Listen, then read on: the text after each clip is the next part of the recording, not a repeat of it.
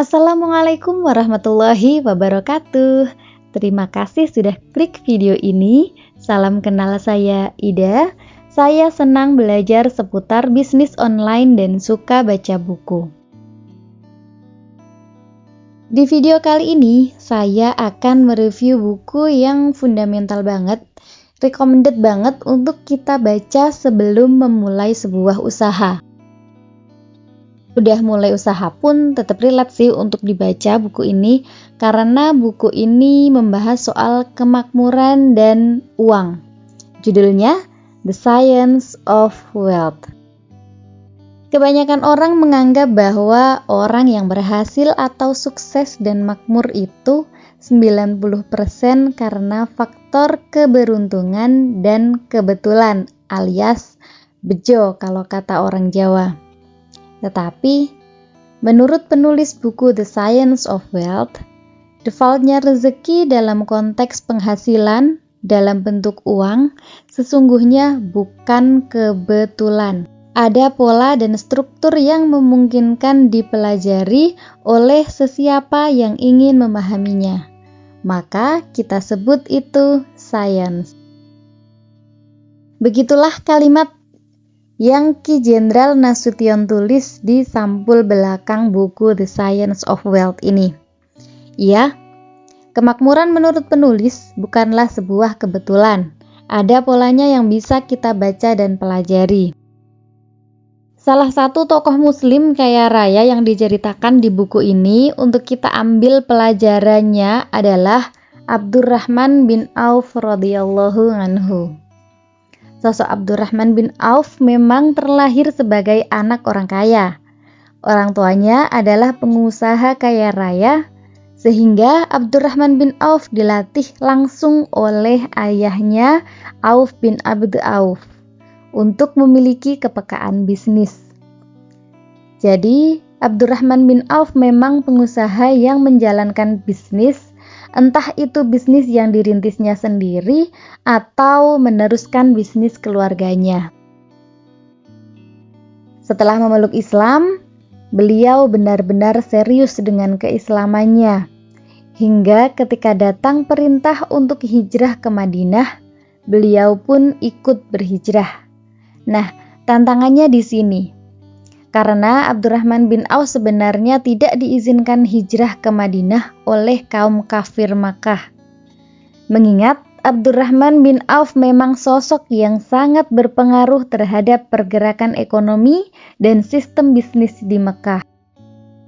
Namun, Abdurrahman bin Auf sudah membulatkan tekadnya untuk hijrah. Kaum kafir Makkah akhirnya mengizinkannya dengan syarat Abdurrahman bin Auf tidak diperbolehkan membawa harta benda yang beliau miliki keluar dari Mekah. Akhirnya, dengan gagah berani, Abdurrahman bin Auf meninggalkan semua hartanya di Mekah. Sampainya di Madinah, seluruh rombongan muhajirin Mekah dipersaudarakan dengan sahabat Ansor di Madinah. Abdurrahman bin Auf dipertemukan dengan seorang Ansor yang bernama Sa'ad ibn Ar-Rabi' radhiyallahu anhu. Saat itu, Sa'ad berkata, "Di antara para penduduk Madinah, aku adalah yang paling kaya. Silahkan pilih separuh hartaku dan ambillah. Aku juga punya 2 istri. Perhatikan yang lebih menarik hatimu dan aku akan menceraikannya sehingga engkau dapat memperistri dirinya." Tapi Abdurrahman bin Auf menjawab, "Semoga Allah memberkahi hartamu dan keluargamu. Tunjukkan saja di mana pasar kalian." Ya, Abdurrahman bin Auf menolak bantuan dari Sa'ad dengan bijaksana. Meskipun saat itu Abdurrahman bin Auf tidak punya apa-apa, beliau tidak dengan mudah menerima bantuan orang lain. Bayangkan jika kita yang berada di posisi Abdurrahman bin Auf saat itu. Saat kita nggak punya apa-apa, kemudian ada orang yang menawarkan lahan pertanian untuk modal usaha, kira-kira akan kita terima atau tolak? Singkat cerita, setelah masuk pasar Qainuqa, Abdurrahman bin Auf mulai bergerilya, Menurut salah seorang ustadz, yang dilakukan Abdurrahman bin Auf pertama kali adalah menjadi maklar kambing di pasar itu. Iya, beliau menjual jasanya. Kemudian memulai perdagangan dengan menjual minyak, mentega, dan yogurt. Salah satu referensi menyebutkan bahwa modal awalnya adalah 2 atau 4 dinar, sekitar 4 juta atau 8 juta. Dalam waktu sebulan, Abdurrahman bin Auf tercatat sudah menguasai perputaran uang di pasar. Setelah itu, beliau mencoba melebarkan sayap dengan menjual kuda dan perlengkapan berkuda. Karena menurut analisis beliau, produk ini sangat dibutuhkan oleh pasar dibanding kalau hanya menjual kuda.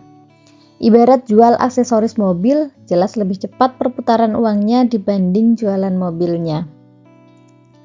Dari sini beliau terus mengekspansi bisnisnya.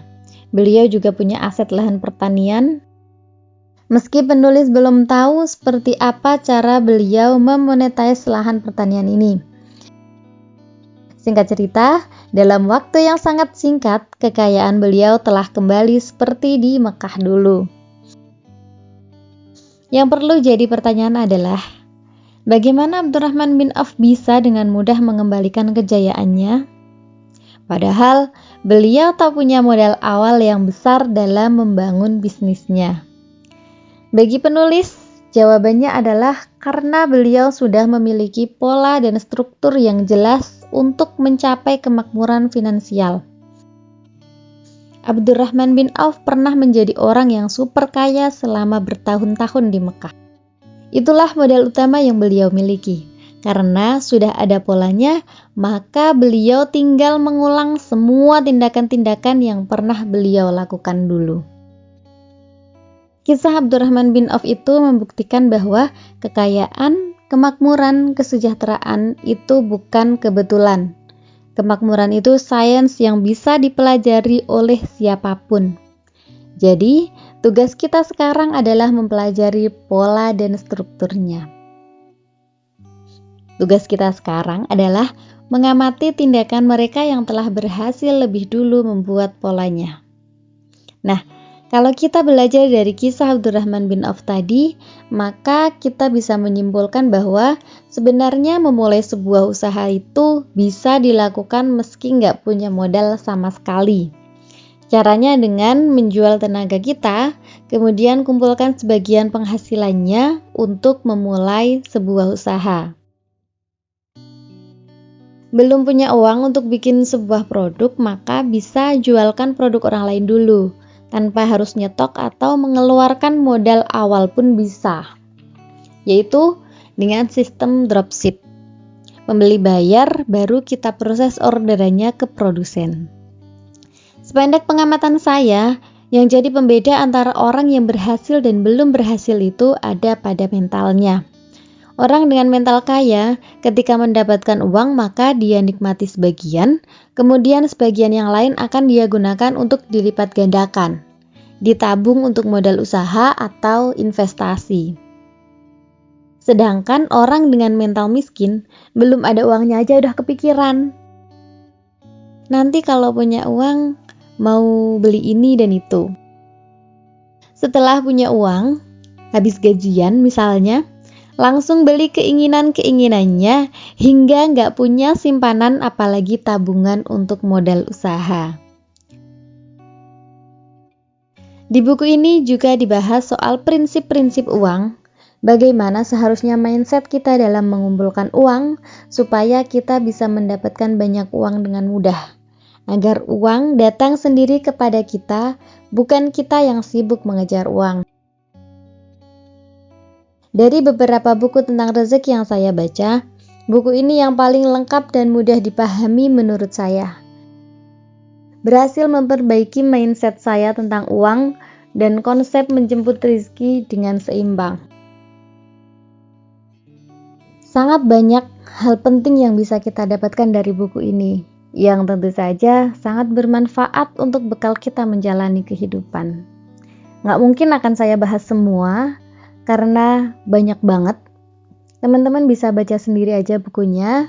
Link buat pesen bukunya ada di description box. Dan kalau saya harus menilai, tentu buku ini saya kasih rating bintang 5. High recommended dan worth to buy banget. Oke, cukup sekian dulu video kali ini.